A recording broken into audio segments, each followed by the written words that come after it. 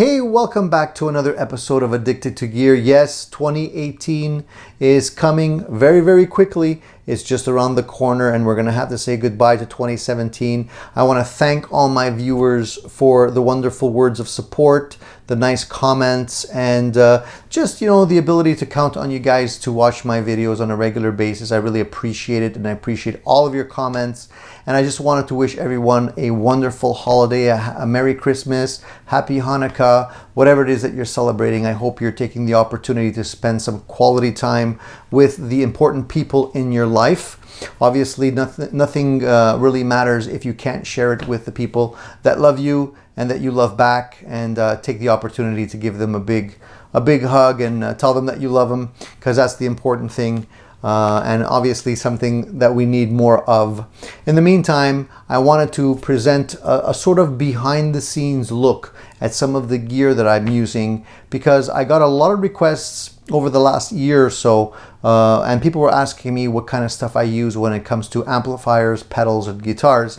And although I show you some of the stuff that I'm reviewing, that's not really the gear that I use on a regular basis, on a day-to-day basis here. So I kind of wanted to give you a little look behind the scenes and give you an idea of what I'm currently running in terms of amplifiers and effects and guitars and whatnot, and kind of show you what I'm running. At the same time, you might see something that you want me to review, and all this stuff is kind of waiting to be reviewed as well, and there's more stuff coming, so I'm just trying to find the time to do reviews of all this gear. But in the meantime, if there's something in particular that you see that you'd like me to review, please just give me a comment. I mean, I try to accommodate if I can. So let's have a look at some of the stuff that I'm running and see what's going on behind the scenes. So let's start with the amplifiers. This amplifier is a Blues Junior, believe it or not. The Blues Junior that I originally modified, I basically stripped down, removed from the chassis, got rid of the enclosure, and just basically put the chassis into a custom built 212 pine cabinet. This cabinet was covered in tweed, and I'm running the Blues Junior into this cabinet with a set of speakers. One of the speakers is a Guitar Warehouse speaker, an ET65.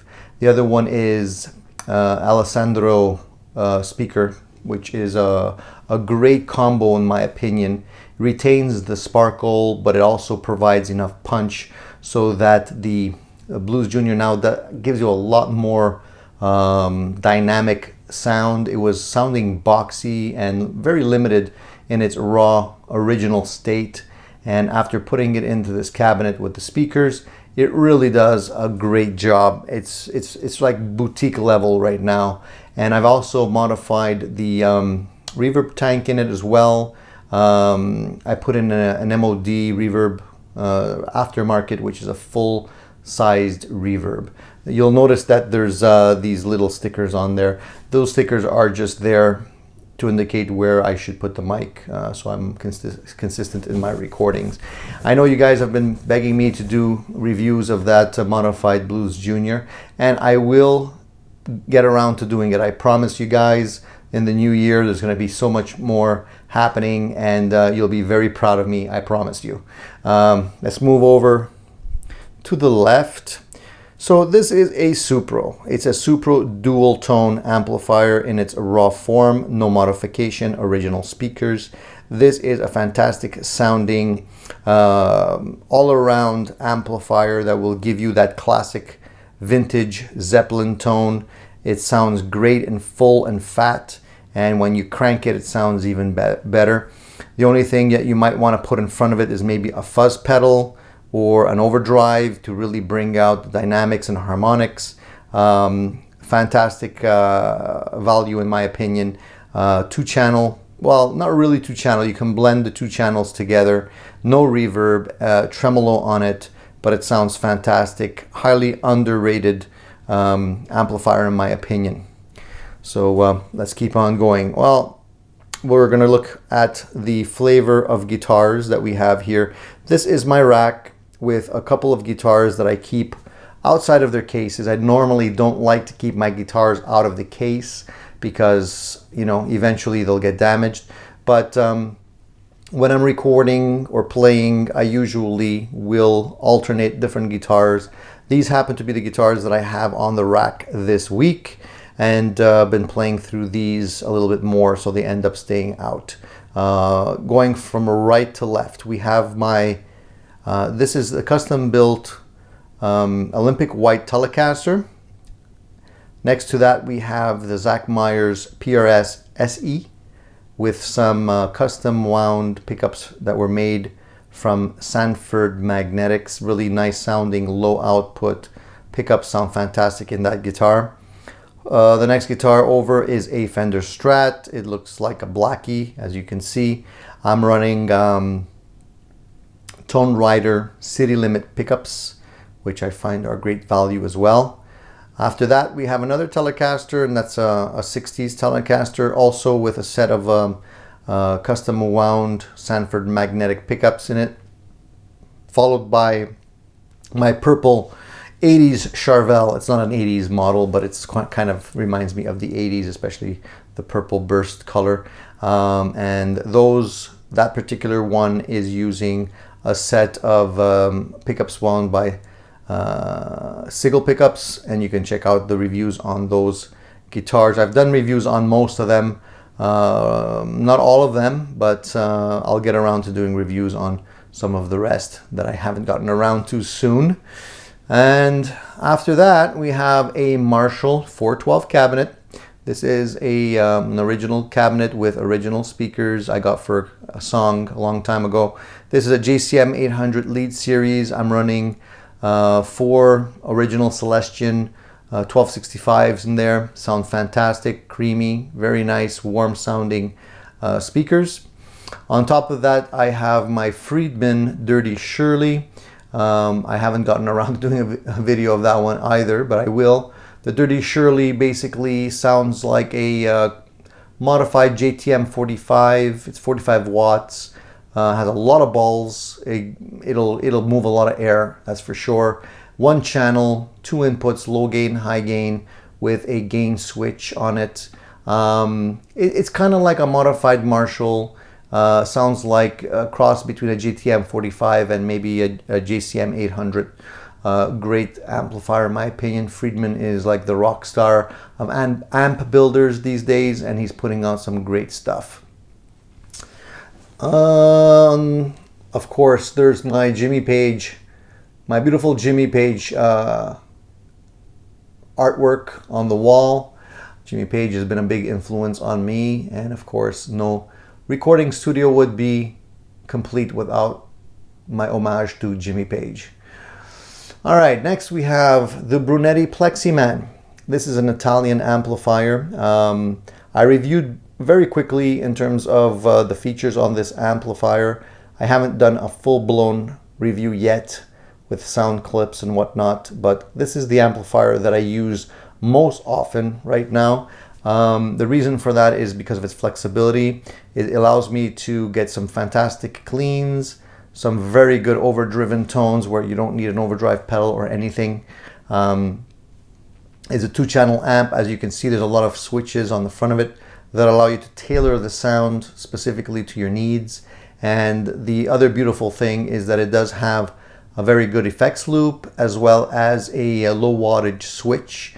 You can actually switch this thing down from 50 watts just to 5 watts. So when you're playing at home, it's a fantastic way of getting some nice sounds at lower volumes. It's not very big, as you can see. It's compact, easy to carry, relatively light. Comes with a beautiful foot switch that allows me to switch between channels, and it also has a boost as well for solos. Fantastic amplifier. I'm very, very happy with this amplifier. So any of you looking for that plexi sound, you'll be pretty satisfied with this amplifier.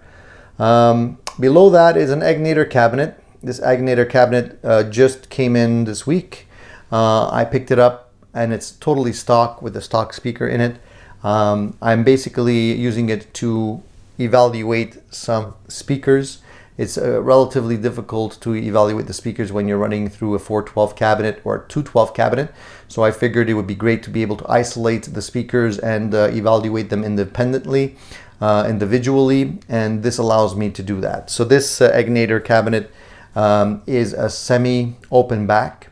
I could actually close it if I wanted, just by putting in the another center panel, but I'm running it semi-open right now. The stock speaker isn't too bad. I thought I'd replace it immediately, but I'm giving it a run for its money, and it sounds decent.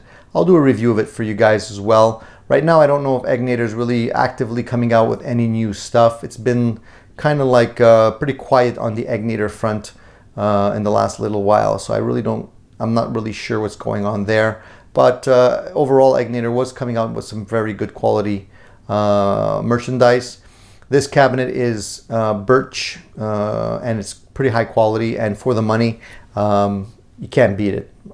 If you find one used, you should grab it. Sounds great. So below that, I have, this is a voltage cabinet. This is a 212 cabinet that I picked up also quite a while ago. I did a review of this cabinet. I have since removed the stock Helitone speakers that were in it, and I put in a combination of Guitar Warehouse speakers that I'm running right now. Fantastically built cabinet, sounds huge. Very, very good quality construction. This thing will withstand a bomb. To me, it's great. Unfortunately, Voltage went out of business. I guess they were building their stuff too well, or maybe they weren't charging enough for what they were offering. In any case, they're not in business anymore, but I'm glad that I ended up getting a cabinet, and I use this cabinet on a daily basis as well. Let's move on over.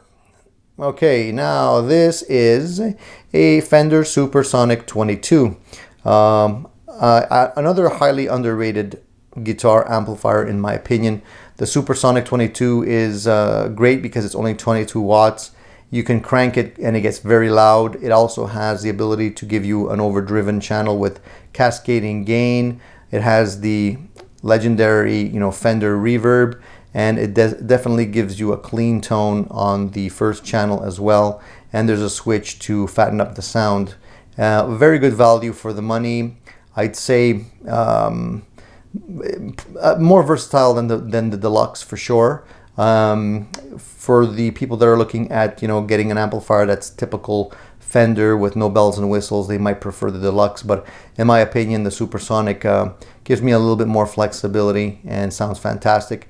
Now I took out the stock speaker in there as well, and I'm running a I believe it's a Celestion V-type speaker, and it sounds fantastic in the amplifier. No regrets, and that'll come up on a review eventually as well. Here we have a whole bunch of pedals that are kind of awaiting their day in the limelight for reviews and whatnot. Some of them have been reviewed, some of them have not. In any case, there's a lot more stuff I need to get out there for you guys, so be patient with me. This is just a small portion of what's coming up. And of course, a lot of you have been asking me about what I'm running on my pedal board. When I did my pedal board trick and tip videos, that was one version of my pedal board setup.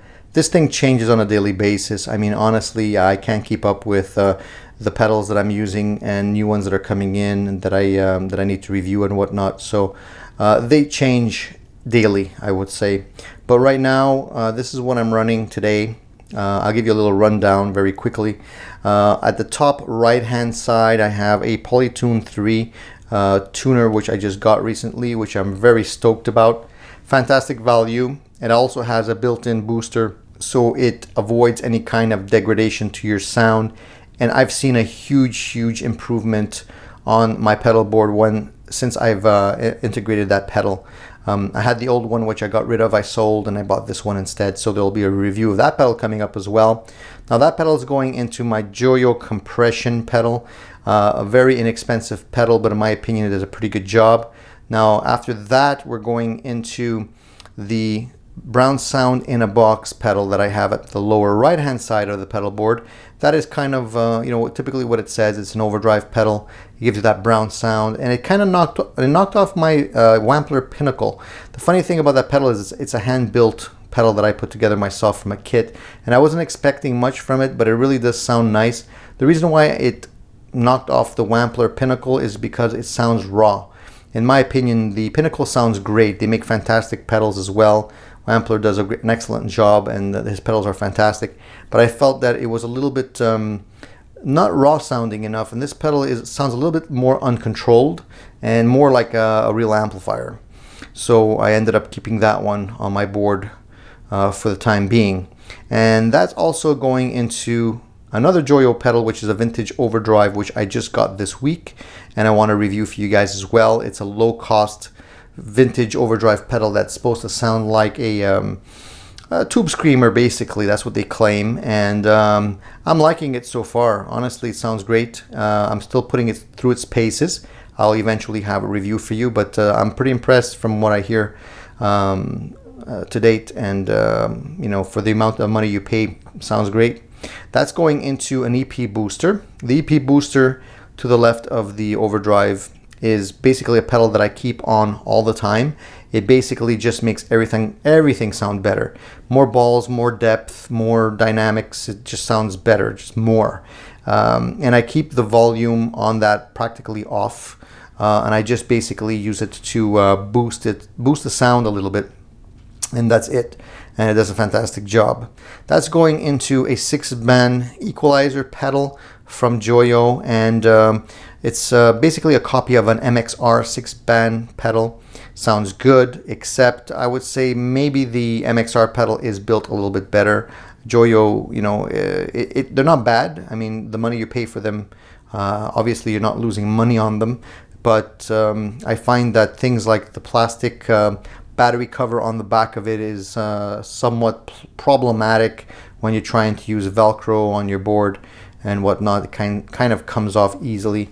So you know, it could be better, but it's definitely great value for the money. So the pedals that I mentioned till this point is what's going into the front of my amplifier.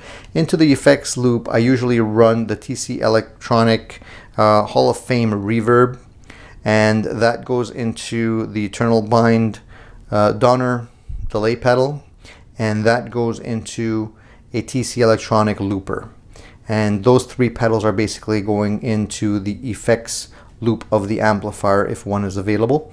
And in the center of my board at the top, you have a Decibel 11 Hot Stone Deluxe power supply. And it's a really good quality power supply, weighs a ton, but it really does a fantastic job of powering up all my pedals. I was running a Joyo previously, and to be honest with you, it wasn't cutting it. The power supply had to be changed. It died on me. Very cheaply built. This one has an actual plug, a solid plug that goes into the wall, no power supply or wall wart. And what you can really tell the quality of this thing, because when you turn off the unit, you basically pull the plug from the wall, everything stays powered on for at least 5 seconds. So you can tell that there's a lot of juice that this thing is actually supplying, where the Joyo really wasn't doing that. It was maybe good for home use, but I wouldn't go beyond that. And I think the Joyo was also a little bit more noisy. So that was a very brief tour of my messy studio for you guys. I hope that put your curiosity at ease. As you can see, the gear that I'm using is all over the place. It's not just boutique pedals or higher end pedals. It's high end, low end, midline. It's all over the place. And the stuff that I use specifically because I think it sounds good and it's good value. And that's the philosophy that I use for my reviews as well. I want you guys all to know that the reviews that I put forth are honest reviews. Most of the stuff that I review is stuff that I buy for myself because I'm curious about it. On occasion, I will get some stuff sent to me, but it's not that often. Most of the time, I end up buying the stuff myself. And whether or not it's sent to me or not, the reviews are always honest reviews as much as I can offer. I don't want to lead anybody down the wrong path when it comes to gear.